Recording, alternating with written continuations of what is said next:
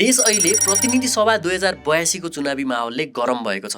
हिजो प्रतिनिधि सभाको लागि उम्मेदवारी दर्ता गराउने अन्तिम दिन पनि सकियो। त्यही बीच देशका 165 वटा निर्वाचन क्षेत्रहरूमा उम्मेदवारहरूले आफ्नो आफ्नो उम्मेदवारी दर्ता गरिसकेका छन् र यो चुनावी रेसमा प्रधानमन्त्रीका दुई दावेदार बालेन शाह र केपी ओली झापा 5 बाट हेड टु हेड जुत्दैछन्। के बालेनले ओलीको लाल किल्ला भत्काउलान् त? झापा 5 को चुनावले बालेन र ओली बीच कसले कसको राजनीतिक करियर सिद्ध्याउँछ भन्ने निदो गरिदिनेछ र जसले जित्छ त्यो प्रधानमन्त्रीको दावेदार हुन्छ भन्ने पनि यो चुनावले डिसाइड गरिदिनेछ। देशभरि यो बालेन भर्सेस ओली जस्ता यस्तै सकिङ र नेक टु नेक प्रतिस्पर्धा गर्ने चर्चित अनुहारहरू थुप्रै छन्। नेपाली कंग्रेसका नवनियुक्त सभापति गगन कुमार थापा पनि अमरेश कुमारसँग लड्दैछन्, जसले अघिल्लो प्रतिनिधि सभाको चुनावमा स्वतन्त्र चुनाव लडेर संसद पुगेका थिए। त्यही माथि सागर ढकाल पनि कंग्रेसका धुरन्धर र शीर्ष नेतासँग लड्दैछन्। सोभिता गौतम र रेणु दाहालको घमासान भिडन्त र पहिलेका मित्र रन्जु दर्शना र रविन्द्र मिश्र पनि यो चोटि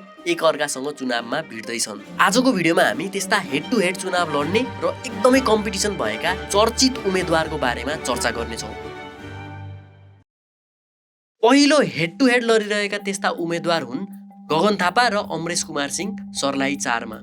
गगन थापा र अमरेश कुमार सिंहको भिडन्त किन पनि अचम्म छ भने लामो राजनीतिक करियर भएका अमरेश कुमार सिंह सर्लाही 4 बाट 3 वटा चुनाव लगातार कंग्रेसबाटै जितेका थिए भने 2079 सालमा कंग्रेसले टिकट नदिएपछि उनी स्वतन्त्र उम्मेदवार भएरै सर्लाहीबाट विजयी भएका थिए। अझ क्लियरली चिन्नु पर्दा संसदमा सट निकालेर नाङ्गै हुँदै विरोध जनाएका उनी नै हुन्। गगन थापाको पहिले 2079 सालको चुनावमा सर्लाही 4 बाटै उठ्ने व्यापक चर्चा थियो। त्यसैले पनि अमरेश कुमारले आफूलाई गगन थापाले नै टिकट नदिएको भनेर आरोप पनि लगाएका थिए र यो चुनावमा उनी राजसभा प्रवेश गरी पुनः सर्लाही 4 बाटै उठ्ने निर्णय गरेका हुन्। यसकारण पनि उनीहरू बीचको यो चुनावी ब्याटल एकदमै पर्सनल पनि हुनेवाला छ। गगन थापा जो हालै नेपाली कंग्रेसको विशेष महाधिवेशन गराई सभापति भएका छन्, उनी पनि 3 पटक लगातार काठमाडौँ 4 बाट संसद भएका थिए। यो पहिलो पटक उनी काठमाडौँ छाडेर मधेस अर्थात् सर्लाहीतिर लागेका हुन्। उनीहरूको यो भिडन्त अर्को ओली भर्सेस बालेन मोमेन्ट हुनेछ, किनकि गगन पनि अर्को ठूलो सम्भावित राष्ट्रिय पार्टीका प्रधानमन्त्रीका दावेदार हुन् र यसले देशको राजनीतिमा ठूलै हलचल मच्याउने ल्यागत पनि राख्छ। सर्लाही क्षेत्र नम्बर 4 को 2079 सालको चुनावी नतिजालाई हेर्दा भोट 3 जनामा बाँडिएको थियो। अमरेश सिंहले 20,000 भोट ल्याएका थिए र जम्मा 2,000 भोटको अन्तरले उनले जितेका थिए। अब उनको यो क्षेत्रमा गगन थापा आएपछि भोट कतिको उनले आफ्नो पोल्टामा पार्छन् त हेर्न बाँकी नै छ। अमरेश कुमार सिंह बालेनको नाममा भोट बटुल्ने पक्षमा छन् भने रिसेन्टली उनको पहिलेको बालेनको विरोध गरेको भिडियो पनि अहिले चर्चामा छ। म बालेनलाई च्यालेन्ज गर्छु, हिम्मत छ भने संसद भवन भत्काएर देखाऊ, हिम्मत छ भने सिंहदरबार भत्काएर देखाऊ, हिम्मत छ भने रामशाह पथको सर्वोच्च अदालत भत्काएर देखाऊ, हिम्मत छ भने बालुवाटार र शीतल निवासको राष्ट्रपतिसँग भत्काऊ। अमरेश कुमार सिंह गगन थापालाई हराउँछु भन्नेमा केही ज्यादा नै कन्फिडेन्ट हुँदै उनले गगनलाई नजिते जिउँदै आफूलाई आगो लगाइदिन्छु समेत उनले भनेका छन्। गगन थापा हारेर गएन भने परिणाम यही आउँछ, यही आफ्नो आत्महत्या गर्छु हेर्छु जसमा। वेल, यो अमरेश कुमार र गगन थापाको भिडन्त कस्तो हुन्छ त हेर्न बाँकी नै छ।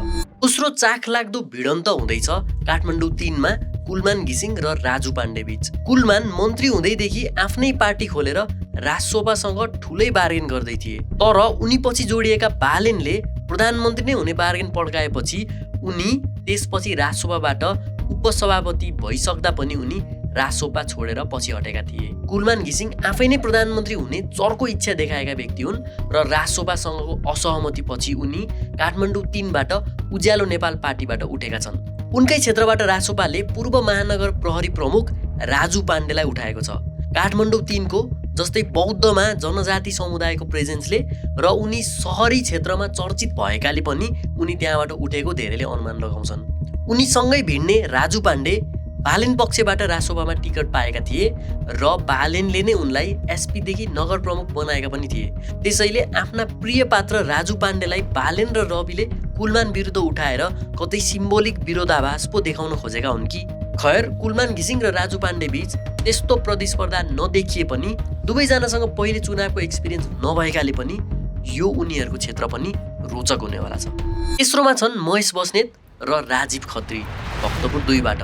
महेश बस्नेत जो 2074 सालमा भक्तपुर 2 बाट जितेका थिए भने 2079 सालमा भने नेपाली कंग्रेसका दुर्लभ थापासँग केवल 957 मतले हारेका थिए। महेश बस्नेतको जेन्जी आन्दोलनपछि जेन्जीलाई आतंककारी रिसेन्टली नै बालेन लक्षित उनको छोरा र छाउरा काण्ड, हम मधेसका बेटा है भने एउटा कुरा हुन्छ, हम मधेसका छाउरा है भनेपछि छाउरा भनेको तपाईँले बुझ्नुहोस् जस्ता अभिव्यक्तिले उनी यङ जेनेरेसन सामु खासै राम्रो छवि बनाएका छैनन्। उनलाई यसपालि सबैभन्दा बढी खतरा राजसभाबाट उठेका राजीव खत्रीसँग छ। राजीव खत्री जो पत्रकार पनि हुन् र उनले स्वयं महेश बस्नेतको बारेमा पनि लेखेका थिए। जस्तै बलात्कार काण्ड पनि उनले पब्लिकमाझ ल्याएको भनिन्छ र त्यसको रेस्पोन्समा महेश बस्नेतले काण्डहरू प्रमाणित नभए राजीवलाई खुकुरी हान्दिन्छु समेत भनेका थिए।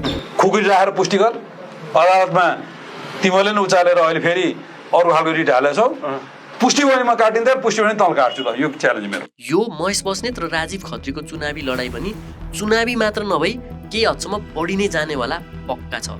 भक्तपुर एउटा राजनीतिक रूपमा सचेत तर पेलिएको क्षेत्र हो। अब राजीव खत्रीलाई भक्तपुर तिनका जनताले महेश बस्नेतको विकल्पका रूपमा हेर्छन् कि हेर्दैनन् भन्ने त यो चुनावको नतिजाले नै देखाउँछ। चौथो दर्शनीय प्रतिस्पर्धा हुँदैछ चितवन 3बाट सोभिता गौतम र रेणु दाहाल बीच। महिला सहभागिता कम रहेको भनिँदै आएको यो प्रतिनिधि सभा निर्वाचनमा चितवन 3को प्रतिस्पर्धाले कडा सन्देशसहित विशेष अर्थ बोकेको छ। रेणु दाहाल भरतपुरको मेयरमा 9 वर्ष काम गरेकी छिन्। प्रचण्डकी छोरी रेणु प्रचण्ड संयोजक रहेको पार्टी नेपाली कम्युनिस्ट पार्टीबाट उनले चितवन 3बाट उम्मेदवारी दिएकी हुन्। उता रासोपाकी नेता सोभिता गौतम आफ्नो पक्का जित हुने क्षेत्र काठमाडौँ क्षेत्र नम्बर 2 छोडेर चितवन क्षेत्र नम्बर 3 रेणु दाहालसँग भिड्दैछिन्। एकातिर रेणु दाहालको मेयर हुँदा ताका भरतपुरलाई सडक, विद्यालय, भवन जस्ता पूर्वाधार र शहरी विकासमा राम्रो गरेको श्रेय उनलाई जान्छ। तथापि मेयरको पहिलो कार्यकालको चुनावमा उनलाई मतपत्र च्यातेको आरोप पनि लागिरहेको हुन्छ।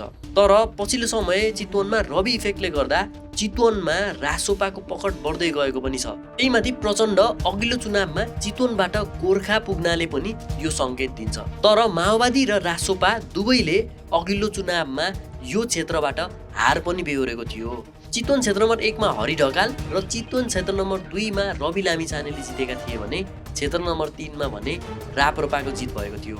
त्यसैले यो पालि चितवन 3 मा रेणु दाहाल र सोभिता गौतम दुवैले आफ्नो जित सुनिश्चित गर्न चाहन्छन्। यो क्षेत्रको ठ्याक्कै यही नतिजा आउला भनेर भन्न नमिल्ने धेरै कारणहरू छन्। त्यसैले यो प्रतिस्पर्धालाई देशभरिबाट चासोका साथ निहालिनेछ। त्यस्तै अर्को प्रतिस्पर्धा हो काठमाडौँ क्षेत्र नम्बर 1 मा रविन्द्र मिश्र र रन्जु दर्शनाको। रन्जु दर्शना जो कुनै समय विवेकशील नेपालीबाट चर्चामा आएकी थिइन्, अहिले रासोपाको घण्टी चिन्ह लिएर उनी मैदानमा उत्रिएकी छिन्। रन्जु दर्शनाले 2074 को स्थानीय तहको चुनावमा काठमाडौँको मेयर पदमा उनी भिडेकी थिइन् र पराजित भए पनि उनले 23,000 भन्दा बढी मत पाएपछि बलियो युवा नेताका रूपमा उनी स्थापित भएकी थिइन्। यसपटक रासोपाको बढ्दो क्रेज र उनको व्यक्तिगत लोकप्रियताले प्रतिस्पर्धालाई त्रिकोणात्मक बनाउने देखिएको छ नै। उनीसँग प्रतिस्पर्धा गर्ने रविन्द्र मिश्र जो 2074 सालमा विवेकशील साझा पार्टीबाटै उठेका थिए, तब काङ्ग्रेसका प्रकाशमान सिंहसँग 818 भोटले हारेका थिए। त्यसपछि 2079 सालमा फेरि पनि यही क्षेत्रबाट उनी सिंहसँग राप्रपाबाट उठ्दा जम्मा 125 मतले पराजित भएका थिए। रविन्द्र मिश्र विवेकशील साझाका संस्थापक पनि हुन् र त्यही पार्टी छाडेर वैकल्पिक शक्तिबाट उनले आफ्नो राजनीतिक सिद्धान्त नै बदलेर राजतन्त्रको एजेन्डा आत्मसात गर्दै राप्रपामा आएका थिए। यो क्षेत्रमा यसपटक पुस्ता र एजेन्डाको लडाईँ देखिनेछ। एकातिर रासोपाको तर्फबाट रन्जु दर्शना परिवर्तन र नयाँपनको नारा लगाइरहेकी छिन् भने अर्कोतिर रविन्द्र मिश्र राप्रपा मार्फत संवैधानिक राजतन्त्र र हिन्दू राष्ट्रको एजेन्डा बोकेर मतदाता माझ पुगेका छन्। काङ्ग्रेसका पुराना किल्ला भत्काउन यी दुई शक्ति बीचको भिडन्तले काठमाडौँ 1 ले देशभरिकै ध्यान तानेको छ।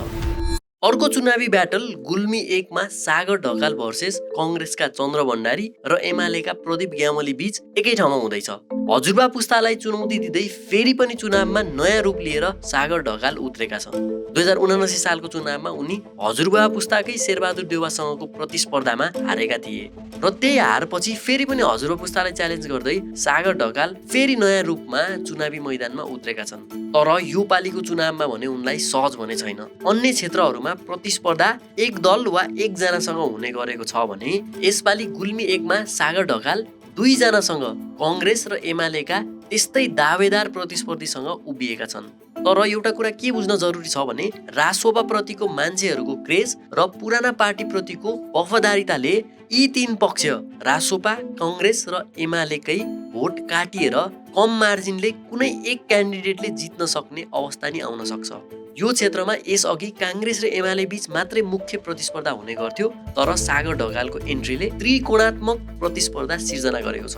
चन्द्र भण्डारी काङ्ग्रेसका प्रतिभाशाली नेता हुन् र उनी आफ्नो विरासत जोगाउने दाउमा छन् भने 2079 सालको चुनावमा उनले एमालेका प्रदीप ग्यावालीलाई करिब 1500 मतले पराजित गरेका थिए र प्रदीप ग्यावाली एमालेका उपमहासचिव एवं पूर्व परराष्ट्र मन्त्री हुन्। यसपटक उनी अघिल्लो हारको बदला लिने तयारीमा छन्। यस्तो प्रतिस्पर्धामा सागर ढकालले आफ्नो पढाइ र प्राविधिक दक्षता देखाएर पुरानो नेता भन्दा सक्षम र भविष्यमुखी उम्मेदवार भएको देखाउन सक्छन्। चुनाव जितोस् या नजितोस् यस्तो पोजिसनिङले सागर ढकाललाई अन्य उम्मेदवार भन्दा क्लियर अपर एज दिने निश्चित छ।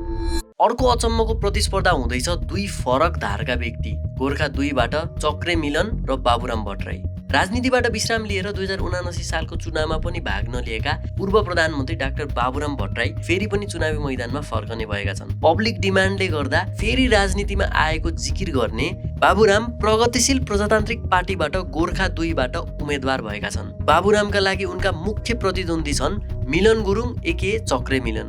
चक्रे मिलन माथिको ब्याकग्राउन्ड हेर्दा उनीमाथि क्रिमिनल अफेन्स लागेको हुँदा उनको उम्मेदवारीले एमाले पार्टीमा प्रश्न पनि उठेको थियो। 2050 सालदेखि एमालेमा आबद्ध चक्रे मिलन 2079 को चुनावमा पनि उठ्ने हल्ला थियो, तर उनको सट्टामा अब्दुस मियालाई टिकट दिएको थियो। यसै पनि गोर्खा बाबुराम भट्टराईको जन्मथलो हो र अहिलेसम्म उनले गोर्खाबाट हार बेहोरेकै छैनन् र गोर्खामा बाबुराम भट्टराईको यस्तो पकड छ कि उनले 2079 सालमा गोर्खा आफ्नै चुनाव क्षेत्रबाट आफू नउठी प्रचण्डलाई उठ्न दिएका थिए। पछि प्रचण्ड प्रधानमन्त्री पनि भएका थिए, जसको केही श्रेय बाबुराम भट्टराईलाई पनि जान्छ। त्यसैले विगतको रिजल्टलाई नै आधार मान्ने हो भने पनि बाबुराम भट्टराईले यो चुनाव जित्न सक्ने प्रबल सम्भावना छ।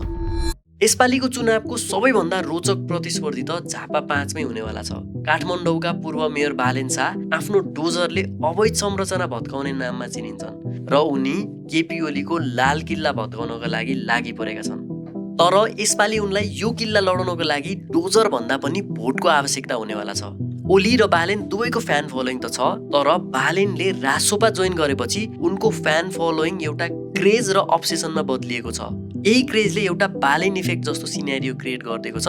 यो एउटा चुनावले बालेन र ओलीको पोलिटिकल करियर डिसाइड गर्नेवाला छ। यसपालिको इलेक्सनको रिजल्ट के होला त हामीलाई त्यो थाहा छैन। अनबायस रूपमा हेर्ने हो भने 2079 मा बालेनले मेयरको चुनावै जित्दैनन् भन्ने आवाज आएको बेलामा उनले सेलिब्रिटी इन्डोर्समेन्ट, पब्लिक सपोर्ट र उनको पब्लिक कनेक्सन्सहरूले उनले चुनाव जिति छाडे। त्यसैले बालेनले जित्नको लागि आफ्नो भिजन जसरी काठमाडौँमा जनतामाझ पुर्याउन सकेका थिए त्यसरी नै झापा 5 का जनताहरूमा पुर्याउन जरुरी छ र यो रेसमा केपी ओलीको विरुद्ध गएका बालेनलाई फलामको चिउरा चपाएको जस्तो उनलाई हुने त छ नै। यो प्रतिनिधि सभा 2082 को चुनाव जुन जेनजी आन्दोलनपछि संसद विघटन भएपछि हुन लागिरहेको छ, यसमा प्राय पुराना दल र नयाँ वैकल्पिक शक्ति बीचको भिडन्त अहिलेको मुख्य धार देखिन्छ। प्रतिस्पर्धा त पहिले पनि हुन्थ्यो, तर लोकप्रिय 2 जना भएपछि यो पटक झन गहिरो भिडन्त जस्तो देखिएको पनि छ। चुनाव कसलाई जिताउने भन्ने साँचो शक्ति जनताको हातमा छ। त्यसैले आफ्नो भोट जिम्मेवारीपूर्वक दिनुहोला।